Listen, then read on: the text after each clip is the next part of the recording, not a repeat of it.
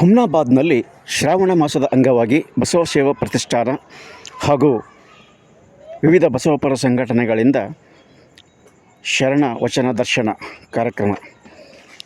ಹುಮ್ನಾಬಾದ್ನಲ್ಲಿ ಬಸವ ಸೇವಾ ಪ್ರತಿಷ್ಠಾನ ಹಾಗೂ ವಿವಿಧ ಬಸವಪರ ಸಂಘಟನೆಗಳ ಸಂಯುಕ್ತ ಆಶ್ರಯದಲ್ಲಿ ಇಲ್ಲಿನ ಸರ್ವೋದಯ ಸಭಾಂಗಣದಲ್ಲಿ ಭಾನುವಾರ ರಾತ್ರಿ ಶರಣ ವಚನ ದರ್ಶನ ಪ್ರವಚನ ಕಾರ್ಯಕ್ರಮ ಅತ್ಯಂತ ಅರ್ಥಪೂರ್ಣ ರೀತಿಯಲ್ಲಿ ಜರುಗಿತು. ಕಾರ್ಯಕ್ರಮದಲ್ಲಿ ಬಸವ ತತ್ವನಿಷ್ಠ ಡಾಕ್ಟರ್ ಬಸವಕುಮಾರ್ ಪಾಟೀಲ್ ಅವರು ತಮ್ಮ ಅದ್ಭುತವಾದ ಅನುಭವದ ನುಡಿಗಳನ್ನು ನುಡಿದು ಸರ್ವರ ಗಮನವನ್ನು ಸೆಳೆದರು. ಈ ಸಂದರ್ಭದಲ್ಲಿ ಪ್ರವಚನ ಸಮಿತಿಯ ಅಧ್ಯಕ್ಷ ಮಲ್ಲಿಕಾರ್ಜುನ್ ಸಂಗಮ್ಕರ್, ಬಸವ ಸೇವಾ ಪ್ರತಿಷ್ಠಾನದ ಅಧ್ಯಕ್ಷ ಬಸವರಾಜ್ ರುದ್ರವಾಡಿ, ಕಾರ್ಯದರ್ಶಿ ಶರಣಬಸಪ್ಪ ಪಾರ ಸೇರಿದಂತೆ ಸಮಿತಿಯ ವಿವಿಧ ಹಂತದ ಪ್ರಮುಖ ಪದಾಧಿಕಾರಿಗಳು, ಅಪಾರ ಸಂಖ್ಯೆಯ ಬಸವ ಭಕ್ತರು ಕಾರ್ಯಕ್ರಮಕ್ಕೆ ಸಾಕ್ಷಿಯಾದರು. ಪಂಡಿತ್ ಕೆ ಬಾಳೂರೆ ಮತ್ತು ಉಪೇಂದ್ರ ಪಾಟೀಲ್ ಸೇರಿದಂತೆ ಇನ್ನೂ ಅನೇಕರು ಇದ್ದರು. ನೂಲಿ ಚಂದಯ್ಯನವರು ಬಹಳ ಒಂದು ಕಡೆ ಹೇಳ್ತಾರೆ, ನಡೆನುಡಿ ಶುದ್ಧವಿಲ್ಲದಿದ್ದಳೆ ಚಂದೇಶ್ವರ ಲಿಂಗವಾದಡು ಒಪ್ಪ ಕಾಣ. ನಮ್ಮ ನಡೆನುಡಿ ಒಂದು ವೇಳೆ ಶುದ್ಧವಾಗಿರಲಿಲ್ಲ ಅಂತಂದ್ರೆ ಆ ಲಿಂಗ ದೇವನು ಸಹಿತ ನಮ್ಮನ್ನ ಒಪ್ಪೋದಿಲ್ಲ ಅನ್ನತಕ್ಕಂತಹ ಮಾತನ್ನ ನೂಲಿ ಚಂದಯ್ಯ ಶರಣರು ಉಲ್ಲೇಖ ಮಾಡ್ತಾರೆ. ಇನ್ನೊಂದು ಕಡೆ ಸಿದ್ದರಾಮೇಶ್ವರ ಹೇಳ್ತಾರೆ, ವೇಷವ ಧರಿಸಿ ಫಲವೇನಯ್ಯ ವೇಷದಂತಾಚರಣೆ ಇಲ್ಲದನಕ್ಕ. ಬಹುಶಃ ನಾನು ಬಿಳಿ ಬಟ್ಟೆ ಹಾಕಿರ್ಬೋದು, ಮತ್ತೊಬ್ಬರು ಕಾವಿ ಬಟ್ಟೆ ಹಾಕಿರ್ಬೋದು, ಮತ್ತೊಬ್ಬರು ತಮಗೆ ಇಷ್ಟವಾಗಿರ್ತಕ್ಕಂಥ ಬಟ್ಟೆಗಳನ್ನು ಧರಿಸಿರ್ಬೋದು. ವೇಷ ಯಾವುದು ಆದ್ರೆ ಏನು ಸಹಿತ ನಾವು ಆ ವೇಷಕ್ಕೆ ಅನುಗುಣವಾಗಿರ್ತಕ್ಕಂಥ ಆಚರಣೆ ನಮ್ಮ ಹತ್ರ ಇರದೇ ಹೋದರೆ ಅದು ವ್ಯರ್ಥ ಅನ್ನತಕ್ಕಂಥ ಮಾತನ್ನ ಸಿದ್ದರಾಮೇಶ್ವರರು ಉಲ್ಲೇಖ ಮಾಡ್ತಾರೆ. ಬಸವಣ್ಣನವರು ಸಹಿತ ಬಹಳ ಚಂದ ಹೇಳ್ತಾರೆ, ಮಾತಿನಂತೆ ಮನವಿಲ್ಲದ ಜಾತಿ ಡೊಂಬರ ನೋಡಿ ನಗುವ ನಮ್ಮ ಕೂಡಲ ಸಂಗಮ ದೇವ. ಬಹುಶಃ ಎಲ್ಲ ವಚನಗಳನ್ನ, ಈ ಎಲ್ಲ ಶರಣರ ಆಶಯಗಳನ್ನ, ಈ ಎಲ್ಲ ಶರಣರು ಈ ಮಾತುಗಳು ಹೇಳ್ತಕ್ಕಂತಹ ಉದ್ದೇಶ ಏನು ಅಂತಂದ್ರೆ, ನಮ್ಮೆಲ್ಲರ ವಿಚಾರದ ಜೊತೆಗೆ ನಮ್ಮ ಆಚಾರಗಳು ಸರಿ ಇರಬೇಕು. ನಮ್ಮ ಆಚಾರಗಳು ಸರಿ ಇದ್ದಾಗ ಮಾತ್ರ ಆ ದೇವನ ಒಲಿಮೆ ನಮಗೆ ಆಗಲಿಕ್ಕೆ ಸಾಧ್ಯತೆ ಇದೆ. ಆದ್ರೆ ಬಹುಶಃ ನಾವು ಇದನ್ನೆಲ್ಲ ಒಂದು ಸ್ವಲ್ಪ ಅವಲೋಕನ ಮಾಡಿಕೊಂಡ್ರೆ ಗೊತ್ತಾಗ್ತದೆ, ನಾವು ಬಹಳ ದೊಡ್ಡವರಂತೆ ಕಾಣಿಸ್ತೇವೆ, ಆದರೆ ಬದುಕಿನಲ್ಲಿ ಬಹಳ ಸಣ್ಣವರಾಗಿ ನಡೀತೇವೆ. ಬಹಳ ಕಡೆಗಳಲ್ಲಿ ನಾವು ಇವತ್ತು ನೋಡ್ತಕ್ಕಂಥದ್ದು ವಿಚಾರ ಅಂತಂದ್ರೆ, ನಾವು ವೇದಿಕೆ ಮೇಲಿದ್ದಾಗ ಒಂದು ರೂಪದಲ್ಲಿ ಇರ್ತೇವೆ. ನಾವೆಲ್ಲ ಮಾತಾಡ್ತಕ್ಕಂಥದ್ದು ವೇದಿಕೆ ಮೇಲಿದ್ದಾಗ ಒಂದು ರೂಪದಲ್ಲಿ ಇರ್ತೇವೆ. ವೇದಿಕೆ ಮಾತಾಡೋದು ಮುಗಿದ ಮೇಲೆ ಕೆಳಗೆ ಹೋದ ಮೇಲೆ ನಮ್ಮ ರೂಪ ಬೇರೆ ಆಗಿರ್ತದೆ. ಮಾತಿನಲ್ಲಿ ಒಂದು ರೂಪದಲ್ಲಿ ಇರ್ತೇವೆ, ನಮ್ಮ ಕೆಲಸ ಕಾರ್ಯಗಳನ್ನು ನೋಡಿದ್ರೆ ಅದು ಇನ್ನೊಂದು ರೂಪದಲ್ಲಿ ಕಾಣಿಸ್ತವೆ. ಇದು ನಮಗೆಲ್ಲರಿಗೂ ಗೊತ್ತಿರ್ತದೆ. ಬರಹದಲ್ಲಿ ಒಂದು ರೂಪ ಇರ್ತವೆ, ಬದುಕಿನಲ್ಲಿ ಇನ್ನೊಂದು ರೂಪ ಇರ್ತವೆ. ಬಹಳ ಚಂದ ಬರೀತೇವೆ. ನಮ್ಮ ಬರಹ ನೋಡಿದ್ರೆ 100 ಜನ ಹೌದೌದು ಅಂತ, ಆದರೆ ಬರಹ ಒಂದು ರೀತಿ ಇರ್ತದೆ, ಅದೇ ಬದುಕು ನೋಡಿದ್ರೆ ಅದು ಇನ್ನೊಂದು ರೂಪ ಇರ್ತದೆ. ಅದಕ್ಕೆ ಶರಣರು ಬಹಳ ಚಂದ ಉಲ್ಲೇಖ ಮಾಡಿದ್ರು, ಮಾತಿನಲ್ಲಿ ಬೆಲ್ಲ ಹೃದಯದಲ್ಲಿ ಕತ್ತರಿ. ಹೀಗಾಗಿರುವುದರಿಂದಲೇ ಬಹುಶಃ ನಮಗನಿಸ್ತದೆ, ನಮ್ಮ ಬಹಳ ಜನರ ಬದುಕುಗಳು ಒಳಗಣ ರಣರಂಗ, ಹೊರಗಣ ಶೃಂಗಾರ. ಈ ರೀತಿಯಲ್ಲಿ ನಮ್ಮ ಹೆಚ್ಚಿನ ಬದುಕುಗಳು, ಹೆಚ್ಚಿನ ಜೀವನಗಳು ಈ ರೀತಿಯಲ್ಲಿ ಆಗಿರತಕ್ಕಂಥದ್ದನ್ನು ನಾವು ಎಲ್ಲ ಕಡೆ ನೋಡ್ತೀವಿ. ಹಾಗಾದ್ರೆ ನಾವು ಈ ಶ್ರಾವಣ ಮಾಸವನ್ನ ಎದಕ್ಕಾಗಿ ಬಳಸ್ಕೊಳ್ಬೇಕಾಗಿರ್ತಕ್ಕಂಥದ್ದು? ನಾವು ಬಹಳ ಸಲ ಮಾತಾಡ್ತಕ್ಕಂಥದ್ದನ್ನ ಅಲ್ಲಿ ಚರ್ಚೆ ಮಾಡ್ತಕ್ಕಂಥ ಸಂದರ್ಭದಲ್ಲಿ ಕೇಳ್ತೇವೆ, ಬಹಳ ಜನ ಶ್ರಾವಣ ಮಾಸದಲ್ಲಿ ಏನ್ ಮಾಡ್ತಾ ಇದ್ದೀರಿ ಅಂತಂದ್ರೆ, ಇಲ್ಲ ಸರ್, ನಾವು 108 ಪತ್ರಿ ಏರಿಸಬೇಕು ಅಂತ ನೇಮ ಹಿಡ್ಕೊಂಡಿದ್ದೀವಿ, ನಾವು ಒಂದು ಹೊತ್ತು ಊಟ ಮಾಡಬೇಕು ಅಂತ ನೇಮ ಇಟ್ಕೊಂಡಿದ್ದೀವಿ. ಕೆಲವರು ನಾವು ಸೇವಿಂಗ್ ಮಾಡೋದಿಲ್ಲ ಅನ್ನತಕ್ಕಂಥ ನೇಮವನ್ನು ಹಾಕೊಂಡಿದ್ದೀವಿ. ಈ ರೀತಿ ಅವರವರ ಒಂದು ಭಕ್ತಿ ಅನ್ಬೇಕು, ಮೌಢ್ಯತೆ ಅನ್ಬೇಕು ಗೊತ್ತಿಲ್ಲ, ಆ ಅನುಗುಣವಾಗಿ ಅವರವರ ಒಂದು ನೇಮಗಳನ್ನು ಹಾಕೊಂಡು ಬಂದಿರುತ್ತೆ. ಬಹುಶಃ ಇದು ನಮ್ಮ ಶರಣರು ಒಪ್ಪೋದಿಲ್ಲ. ಅದಕ್ಕಾಗಿ ನಾವು ಶರಣರ ವಿಷಯಗಳನ್ನ ಬಹಳ ಚಂದ ಸತ್ಯಕರು ನಮ್ಗೆಲ್ಲರಿಗೂ ಹೇಳ್ತಾರೆ. ಕಸ ಗುಡಿಸ್ತಕ್ಕಂಥ ಕಾಯಕ ಮಾಡತಕ್ಕಂಥ ಸತ್ಯಕ್ಕನವರು ಬಹಳ ಚಂದ ಹೇಳ್ತಾರೆ, ಅರ್ಚನೆ ಪೂಜನೆ ನೇಮವಲ್ಲ. ನಾನು ನಿಮಗೆ ಮೊದಲೇ ಹೇಳಿದೆ, ಬಹುಶಃ ವಚನಗಳು ಬಹಳ ಚೆನ್ನಾಗಿ ನಮಗೂ ಗೊತ್ತಿವೆ, ನಮಗೂ ಗೊತ್ತಿವೆ. ನಾವೆಲ್ಲರೂ ಕುಂತು ಒಂದು ಚಿಂತನವನ್ನು ಮಾಡಬೇಕಾಗಿದೆ. ಅರ್ಚನೆ ಪೂಜನೆ ನೇಮವಲ್ಲ, ಮಂತ್ರ ತಂತ್ರ ನೇಮವಲ್ಲ, ಧೂಪ ದೀಪಾರತಿ ನೇಮವಲ್ಲ, ಪರಧನ ಪರಸ್ತ್ರೀ ಪರದೈವಂಗಳಿಗೆ ಎರಗದಿಪ್ಪುದೇ ನೇಮ, ಶಂಭು ಜಗ್ಗೇಶ್ವರನಲ್ಲಿ ಇವು ಕಾಣಿರಣ್ಣ ನಿತ್ಯ ನೇಮ ಅಂತಕ್ಕಂಥ ಮಾತನ್ನ ಸತ್ಯಕಥಾಯಿ ಹೇಳ್ತಾರೆ. ಇನ್ನೊಂದು ಕಡೆ ಆಮಗೆ ರಾಯಮ್ಮನವರು ಬಹಳ ಚಂದ ಹೇಳ್ತಾರೆ, ಕಾಗೆಯ ಮರಿ ಕೋಗಿಲೆ ಯಾಗಬಲ್ಲದೆ, ಆಡಿನ ಮರಿ ಆನೆಯಾಗಬಲ್ಲದೆ, ಸೀಳ್ನಾಯಿ ಸಿಂಹದ ಮರಿಯಾಗಬಲ್ಲದೆ, ಅರಿವು ಆಚಾರ ಸಮ್ಯಕ್ ಜ್ಞಾನವನ್ನು ನರಿಯದೆ ನಾಮವ ಹೊತ್ತುಕೊಂಡು ತಿರುಗುವ ಗಾವಿಲರ ಮುಖವ ನೋಡಲಾಗದು ಆಮುಗೇಶ್ವರ. ಇದು ಆಮಗೆ ರಾಯಮ್ಮನವರ ಮಾತಿದೆ. ಬಹುಶಃ ನಾವು ಬರೀ ಹೆಸರು ಹೇಳಿಕೊಂಡೇ ತಿರುಗಾಡೋದ್ರಿಂದ ಅವರು ಒಂದು ಕಡೆ ನಮ್ಮನ್ನ ಮೂರ್ಖರು ಅಂತಕ್ಕಂಥ ಮಾತು, ಇಂಥ ಮೂರ್ಖರ ಮುಖ ಸಹಿತ ನೋಡಬಾರದು ಅನ್ನತಕ್ಕಂಥದ್ದನ್ನು ಬಹಳ ಸ್ಪಷ್ಟವಾಗಿ ಹೇಳ್ತಾರೆ. ಷಣ್ಮುಖ ಶಿವಗಳು ಬಹಳ ಚಂದ ಹೇಳ್ತಾರೆ, ಮೊಟ್ಟೆ ಮೊಟ್ಟೆ ಪತ್ರಿ ಪುಷ್ಪವ ತಂದು ಒಟ್ಟಿ ಒಟ್ಟಿ ಲಿಂಗವ ಪೂಜಿಸಿದಡೇನು, ತನುಮನದ ಕೆಟ್ಟತನವ ಹಿಂಗದ ನಕ್ಕ.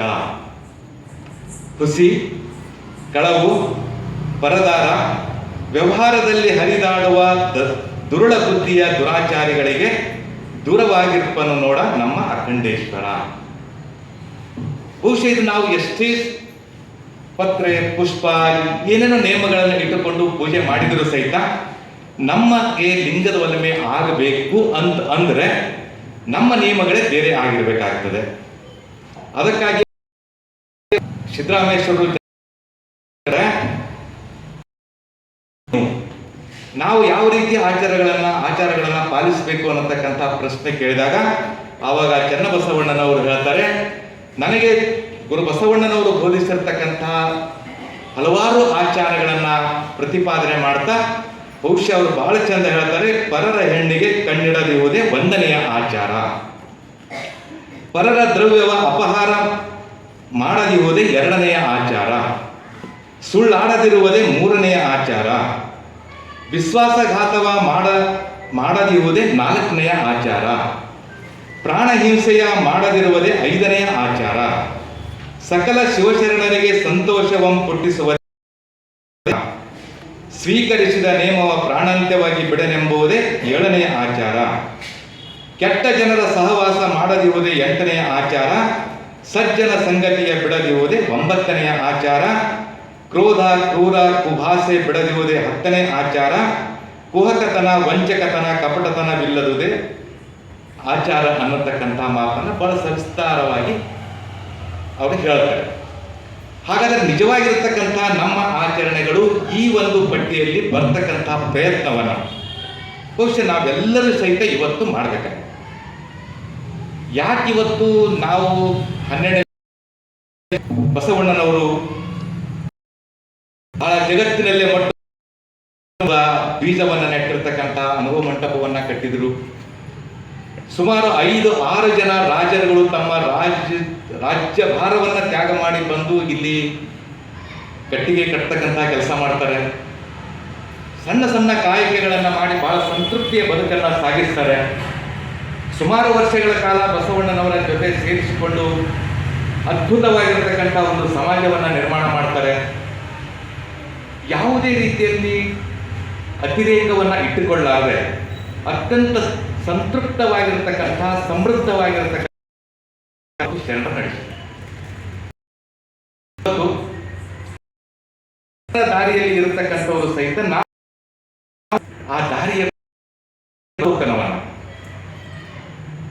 ದಾರಿಯ ಬಗ್ಗೆ ನಮಗೆ 100% ಆಗದೇ ಇದ್ದರೂ ಸಹಿತ ಹೆಜ್ಜೆಗಳನ್ನು ಇಡ್ತಾ ಇದ್ದೀವ ಅನ್ನತಕ್ಕಂಥ ಅವಲೋಕನವನ್ನ ಬಹುಶಃ ಈ 1 ತಿಂಗಳ ಕಾಲ ನಮ್ಮ ಪ್ರವಚನದ ಜೊತೆಗೆ ಅಂಥ ಒಂದು ಅವಲೋಕನ ಒಂದು ವೇಳೆ ನಮ್ಮ ಮನಸ್ಸಿನಲ್ಲಿ ನಡೀತು ಅಂದರೆ ಬಹುಶಃ ನನಗನ್ನಿಸ್ತದೆ 770 ಜನ ಅವತ್ತು ಅಮರ ಗಣಗಳು ಬಸವ ಕಲ್ಯಾಣದಲ್ಲಿದ್ದರೆ ಬಹುಶಃ ಇವತ್ತು ಆ ರೀತಿ ಅವಲೋಕನ ನಡೀತು ಅಂದರೆ ಶರಣ ಶರಣಿಯರು ಉನ್ನತವಾಗಿ ಸಿಗುತ್ತಾರೆ ಅಂತ ನಮಗನ್ನಿಸ್ತದೆ. ಅಂಥ ಒಂದು ಚಿಂತನೆಯನ್ನ ನಡೆಯಬೇಕು ಅವಶ್ಯಕತೆ ಇವತ್ತು ಬಹಳ ಇದೆ. ಇವತ್ತು ಬಹಳ ಜನ ಶರಣರು ನಾವೆಲ್ಲರೂ ಮಾತವರು ಹಮ್ಮು ಬಿಮ್ಮಿನಲ್ಲಿ ನಾವೆಲ್ಲರೂ ಇದ್ದೀವಿ. ಬಹುಶಃ ಆ ಹಮ್ಮು ಬಿಮ್ಮು ಇರುವುದರಿಂದಲೇ ಇವತ್ತು ನಾವು ಎಲ್ಲೂ ಒಂದು ಕಡೆ ನಮ್ಮ ಆತ್ಮವಂಚನೆಯನ್ನು ನಾವು ಮಾಡಿಕೊಳ್ತಾ ಇದ್ದೀವಿ.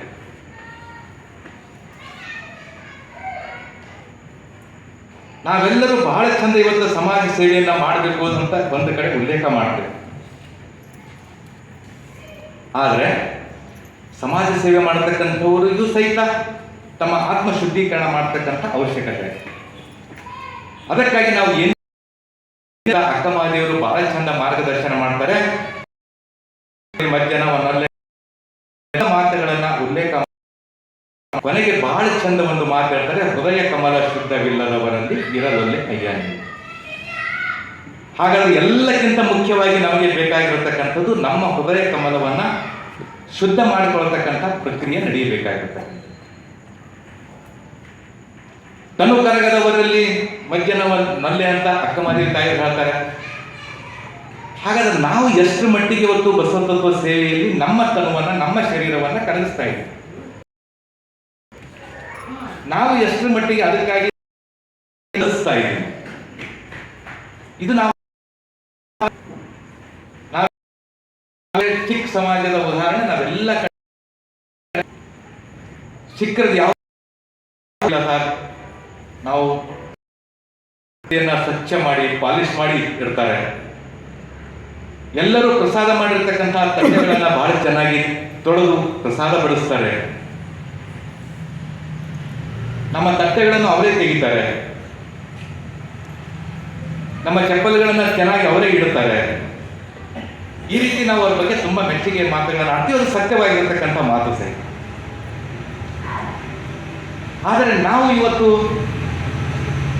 ಆ ರೀತಿ ನಮ್ಮ ಉಳಿಸ್ಲಿಕ್ಕಾಗಿ ನಮ್ಮ ಕಾರ್ಯಕ್ರಮಗಳಲ್ಲಿ ಆ ರೀತಿ ಸಣ್ಣ ಸಣ್ಣ ಕಾರ್ಯಗಳನ್ನ ಮಾಡಲಿಕ್ಕೆ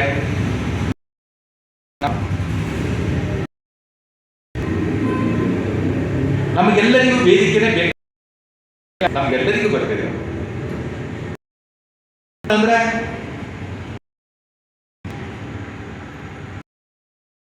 ಬೇರೆ ಆಗುತ್ತದೆ. ಒಂದು ಸುಂದರವಾಗಿ ಕಟ್ಟಬೇಕು, ವೈಯಕ್ತಿಕ ಬದುಕು ಸಹಿತ ಬೇಕು ಅಂತಂದ್ರೆ ನಾವು ನಮ್ಮ ಸಮಾಜ ತನುವಿನ ಸೇವೆಯನ್ನು ಮಾಡ ಮುಖ್ಯ. ಅದಕ್ಕಾಗಿ ಅಮೆರಿಕದಲ್ಲಿ ಒಂದು ಸತ್ಯವಾಗಿ ನಡೆದಿರತಕ್ಕಂಥ ಘಟನೆ. ಅಮೆರಿಕದಲ್ಲಿ ಒಂದು ಸಲ, ಅಮೆರಿಕ ಇವತ್ತು ಜಗತ್ತಿನಲ್ಲಿ ಸೂಪರ್ ಪವರ್ ಕಂಟ್ರಿ ಅಂತ ನಾವೆಲ್ಲ ಹೇಳ್ತೇವೆ. ಬಟ್ ಹಂಗೆಲ್ಲ ಹೇಳಬೇಕು, ಹಂಗೆಲ್ಲ ಆಗಬೇಕು ಅಂತಂದ್ರೆ ಅಲ್ಲಿರ್ತಕ್ಕಂತಹ ಮುಂದಾಳುಗಳು ಆ ರಾಷ್ಟ್ರವನ್ನು ಯಾವ ರೀತಿಯಲ್ಲಿ ಕಟ್ಟಿದ್ರು. ಒಂದು ಸಲ ಅಲ್ಲಿ ಒಂದು ದೊಡ್ಡ ದಿಮ್ಮೆ ಅದನ್ನು ಒಂದು ಗುಡ್ಡದ ಮೇಲೆ ಆ ಜವಾಬ್ದಾರಿಯನ್ನ ಒಬ್ಬ ಅಧಿಕಾರಿಯಲ್ಲಿ ಒಂದು 8 ಜನ ಕಾರ್ಮಿಕ ಕೊಟ್ಟು ಆ ಜವಾಬ್ದಾರಿಯನ್ನ ಕೊಡ್ತಾರೆ.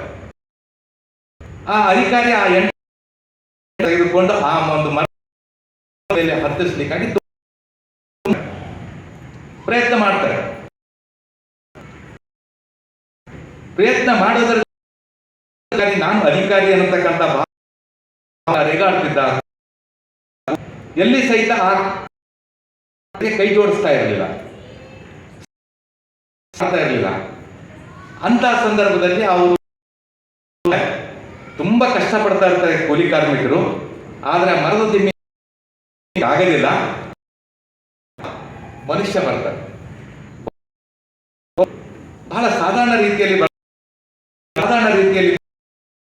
ಮಾಡ್ತಕ್ಕಂಥ ಕೆಲಸಕ್ಕೆ ಸ್ವಲ್ಪ ದಿಮ್ಮಿಗೆ ಕೈ ಹಚ್ಚಿ ಗುಡ್ಡದ ಮೇಲೆ ಹತ್ತಿಸ್ಬಿಡ್ತು. ಅವಾಗ ಗುಡ್ಡದ ಮೇಲೆ ಹತ್ತಿಸಿದ್ರು ಅವಾಗ ಅಧಿಕಾರಿ ಬಹಳ ಖುಷಿ ಆಗ, ನೀವು ಬಹಳ ಒಳ್ಳೆ ಟೈಮಿಗೆ ಬಂದ್ರಿ, ನೀವು ಕೈ ಹಚ್ಚಿ ಗುಡ್ಡದ ಮೇಲೆ ಹತ್ತಿಸ್ಲಿಕ್ಕೆ ಸಾಧ್ಯ ಆಯಿತು, ಅವಾಗ ಆ ವ್ಯಕ್ತಿ ಹೇಳ್ತಾನೆ, ಸರ್ ನೀವು ಧನ್ಯವಾದ ಹೇಳಿದ್ರಿ, ನಿಮಗೆ ಕೃತಜ್ಞತೆ. ಆದರೆ ನಾ ಬರುವುದಕ್ಕಿಂತ ಮುಂಚಿತವಾಗಿ ಈ 8 ಜನ ತುಂಬ ಪ್ರಯತ್ನ ಮಾಡ್ತಾ ಇದ್ರು, ನೀವು ಸ್ವಲ್ಪ ಕೈ ಹಚ್ಚಬೇಕಾಗಿತ್ತು ಅಂತ ಹೇಳ್ತಾರೆ. ಅವಾಗ ಅಧಿಕಾರಿಗೆ ಸಿಟ್ಟು ಬರ್ತದೆ. ನಾನು ಯಾರು ಅಂತ ಗೊತ್ತಾ ನಿನಗೆ? ಈ ಕಾರ್ಮಿಕರ ಮೇಲೆ ಕಾರ್ಮಿಕರ ಕೆಲಸ ಅಧಿಕಾರಿ ಅಂತ ಅವನ ಮೇಲೆ ರೇಗಾಡ್ತಾರೆ. ಎಲ್ಲ ರೇಗಾಡಿದ ಮೇಲೆ ಪುನಃ ಅಂತ ಕೇಳ್ತಾನೆ. ಆ ವ್ಯಕ್ತಿ ಹೇಳ್ತಾನೆ, ನಾನು ಜಾರ್ಜ್ ವಾಷಿಂಗ್ಟನ್. ಯಾವಾಗ ಈ ಮಾತನ್ನ ಕೇಳಿದನೋ